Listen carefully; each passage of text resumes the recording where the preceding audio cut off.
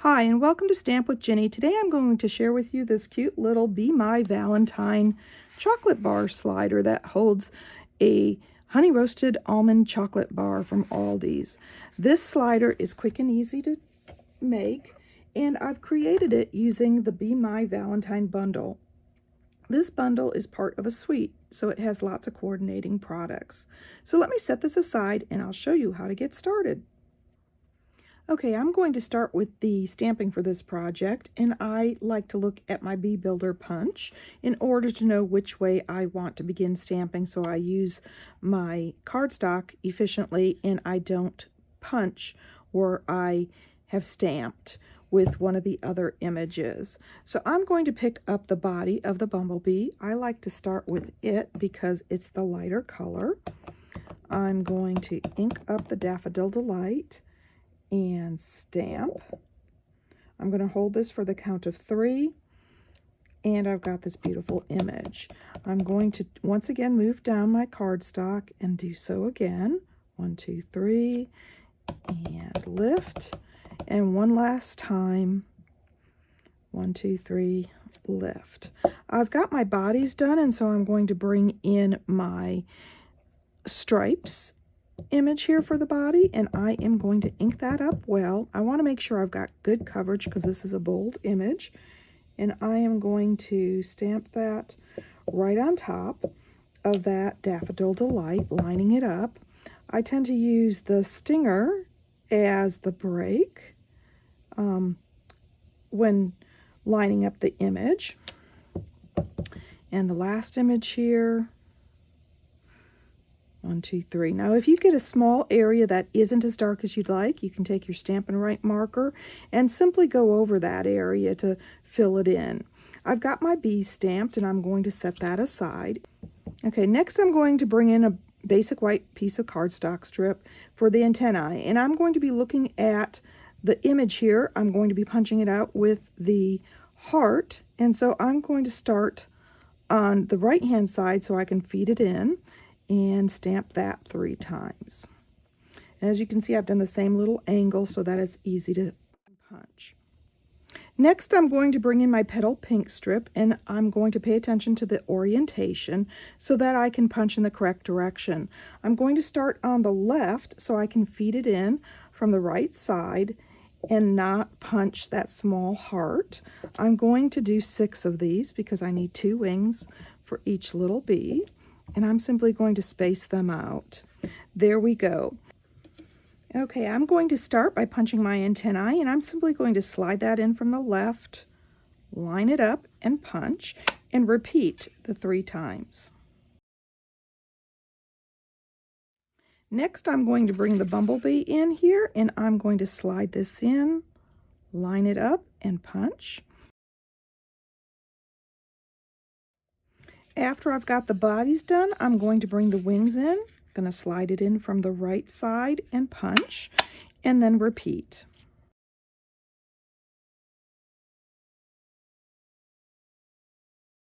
You might have to take some of the little pieces out that you have punched in the areas that are waste if they bind your punch. There we go. I've got all my punching done, and I'm ready to start assembling. Okay, at this point I can bring my 3 little faces, and I need to decide which way my little bumblebees are going to go. I think I'm going to be placing the one here facing the left, and so I'm going to add the little winking face to that one, making sure I've got it in the right orientation. There we go. The next bee I'm going to be placing where it's flying to the right, and so I'm going to take the happy little face here and stamp that. And the last little bumblebee I'm going to be facing to the left and going up, and so I'm going to take the little smiley face for that one and pop it right there on his face. I've got that finished, and I did a little oops here. It's just cardstock and ink, so if you want, you can stamp and punch that again. I've got little dots of adhesive on each one of my hearts except for the one, and I've got it on the point, and so I'm ready to start assembling my bee. My first bee here is the one that will be flying straight, so I've added that first heart to the back, and then I'm going to add a little dot, and I'm going to add this second wing right here to the front of my little bee. I'm going to bring in the antennae, and I'm going to add that quickly right above his little head. I've got the first one done, and I'm ready to move on the second one. And for this one, I'm going to add the wing.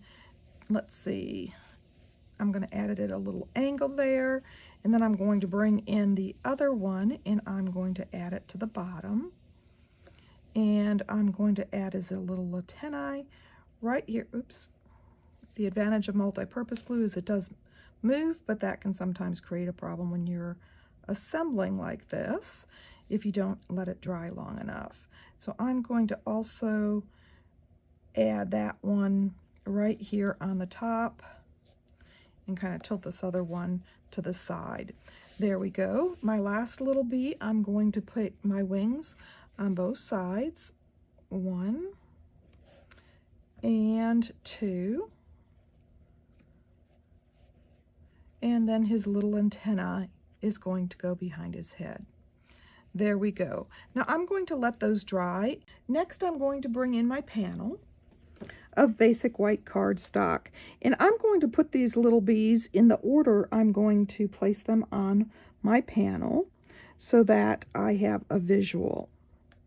There we go. I'm going to bring in my ink and my blending brush, and I'm bringing my blending brush in first because I want to add a little color. I'm going to pick up the pool party by moving my blending brush all over the ink pad.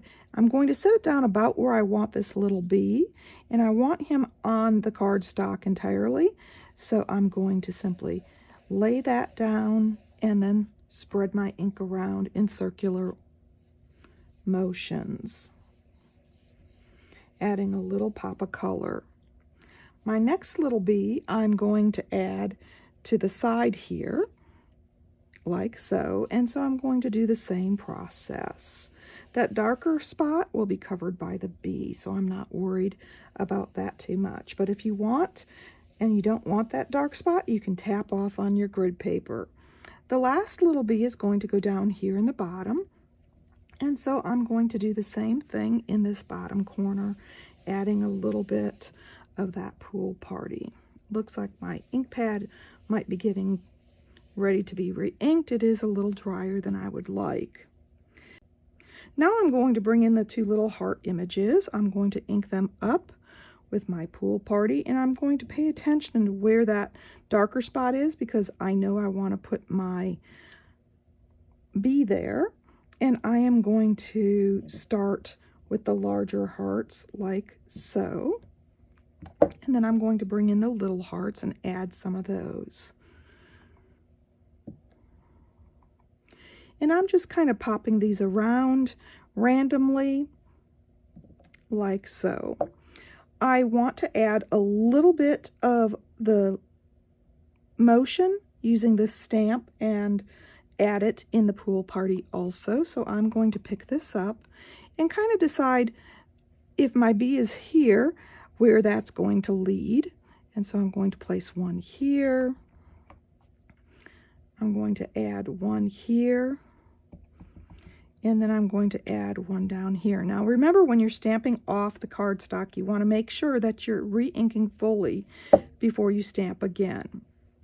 I'm going to lay these in place where they're going to go so that I have a visual of where I'm going to put my sentiment. So I'm going to bring in my sentiment, Happy Valentine's Day, ink that up in this Sweet Sorbet, and I'm going to stamp that right here between the bees. And for the signature panel on the back, I'm going to pick up some of that pool party ink, and I'm going to start off and kind of go around the outside of my panel just to add a little pop of color. Once I have that done, I'm going to bring in the large heart here, ink it up in the Sweet Sorbet, and I'm going to stamp it down here in the bottom. And then I'm going to take the medium heart, and I am going to pop that up in the upper right hand corner, along with that little image that has 3 little hearts that I'm going to put, let's see, and to the right of the panel. I think that'll do it, and I'm ready to add my sentiment. And I'm going to use You'll Always Be the One for Me, ink that up, and I'm going to press that right here in above the halfway point in the Sweet Sorbet. And I'm going to add a little bumblebee above it. So I am going to take my Daffodil Delight body here, and I am going to stamp. I've got it at a slight angle because I want a little bit of whimsy. And then I'm going to take my body and add the stinger.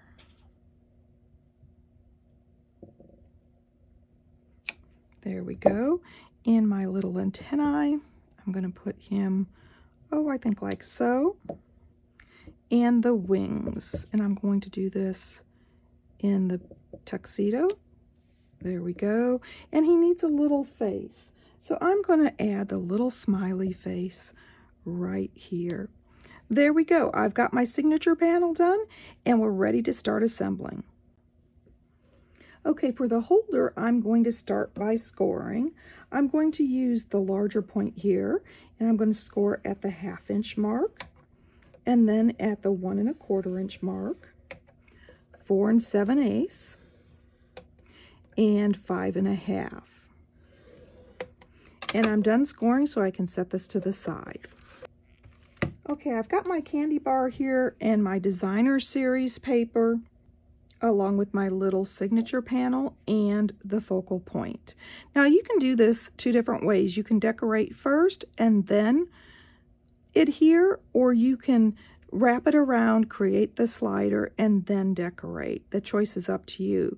But today we're going to be doing it with the decorating first. I'm going to fold on each one of these score lines, first with my fingers, just to be able to show I'm going to wrap this around my candy bar and dry fit it. I'm going to lay my candy bar down, and I'm going to wrap, and as you can see, this 1/2 inch flap will fit right around, and it fits perfectly. So I'm going to open this back up, and I'm going to add our tear and tape to the left hand edge here. I'm going to add that right next to the score line because I want a nice tight seal where the 2 pieces of cardstock come together. And then I'm going to flip it over, and I'm going to add a strip right here on the very outside edge. Now they will cross over each other and give me a nice closure. There we go. I'm going to burnish the adhesive in all the score lines. And once again, this 1/2 inch strip will be on the inside. I want to make that clear. So I want to open this up. This is going to be my front panel and my signature panel because it's going to go together like so. And I want that on my left. So front panel, I'm going to add my 2 pieces of designer series paper. This is directional, so you want to make sure that you are careful as to how you're adhering this down, and that adhesive is on your left so that you know that you've got the top. I'm going to add this right next to that score line, and if you need to fold it back on itself to make sure you've got it nice and tight, you can. 1, and then the other side, 2. There we go. And I can, like I said, fold that back so I can make sure I've lined it up nicely. I've got that finished, and I'm ready to add my panel right here in the center.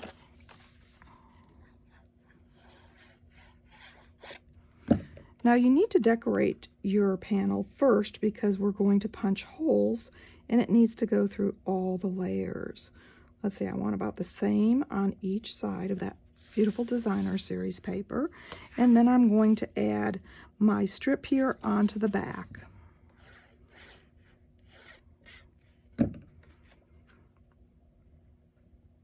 right here in the center. There we go. At this point, I'm ready to punch my holes. I've got my handheld punch and I'm going to punch a hole right in the center, just a little bit down, oh, I would say about 1/4 of an inch. And then I'm going to open it up and press. Now I've put that 1/2 inch panel against that seam so I can see where it's going to go, and squeeze, and that will allow me to take that cardstock and punch the back panel quickly and easily. There we go. I've got them lined up and I'm ready to assemble my slider.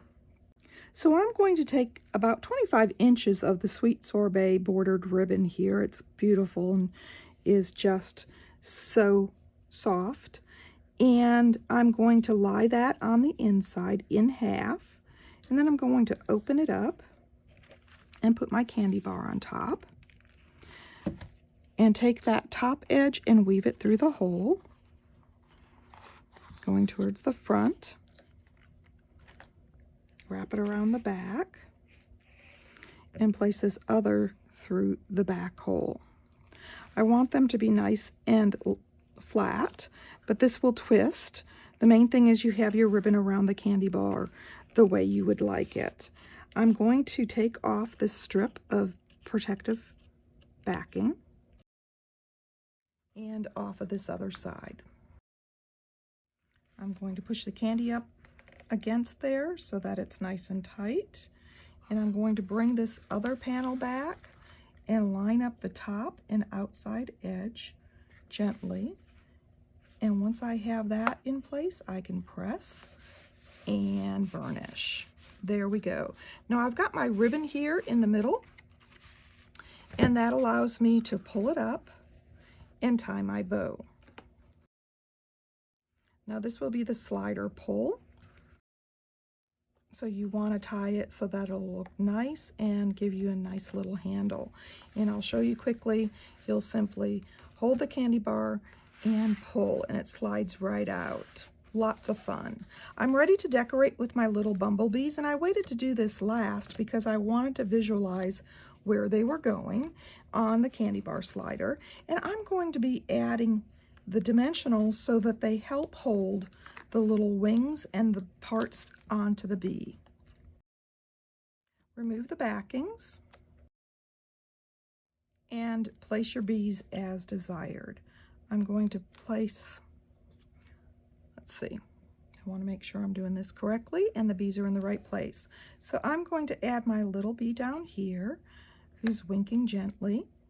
I'm going to be adding my little bee over here next to the Valentine sentiment, and then on the top here I'm going to place my last little bee like so. And I've got this adorable little candy bar slider that holds this little honey roasted with almonds chocolate bar that I found at Aldi's. I love the fact that it was honey salted since we have our little honeybees. I hope you've enjoyed this project using the Bee My Valentine Bundle. And of course, if you'd like any of these products, feel free to stop by my online store. You can get there from my blog, Stamp with Jini. Thanks for joining me.